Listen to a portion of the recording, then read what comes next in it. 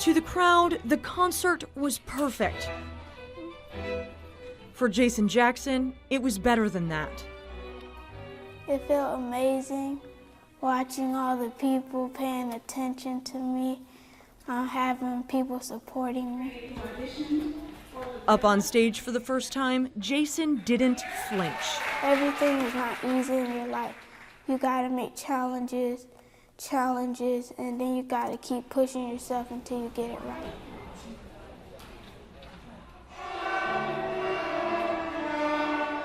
While playing the violin feels natural to the fifth grader, he has to do it in his own way. Sitting down on stage, you can't see the limp he struggles to hide. And looking straight ahead, the scars aren't quite as visible. Nobody really gave me a whole lot of encouragement, because even the nurses said, don't expect too much. 9 years ago, Jason's grandfather Duncan picked him up from the hospital and took him home for good. At just 2 years old, he survived a gunshot wound to the head. His mother was shot and killed in the attack, and while Jason lived, the doctors promised a life of disability and hardship. Because he'll never be normal. That's what they told me, And I said, he's going to be just as normal as me and you. Normal is tough for any kid, but with lasting injuries from the gunshot, Jason has to try a whole lot harder to fit in. I want to be like other people. I don't really want to be like them, but I just want people to stop talking about me. Looking good, Jason. Here we go. 1, 2, ready, play. Talking about his past, his disability, the challenge that he can't. Because I can do anything.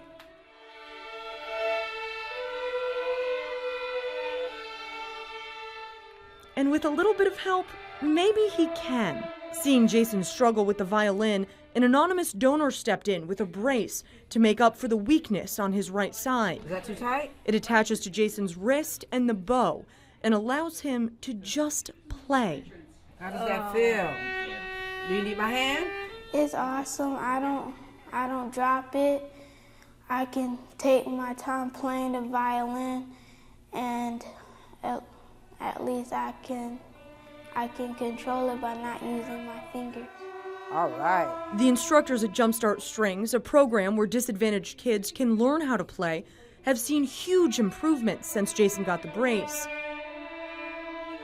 The human spirit, who are we to say he can't? Whatever he's struggling through, the human spirit can overcome a lot. Sing a little bit louder. I can barely Peggy hear you. Toussaint runs the program and says she's never been prouder than when Jason stepped on stage. If he can continue, and especially if he can perfect the bow stroke and so on, I just don't think there's a limit to what he can do.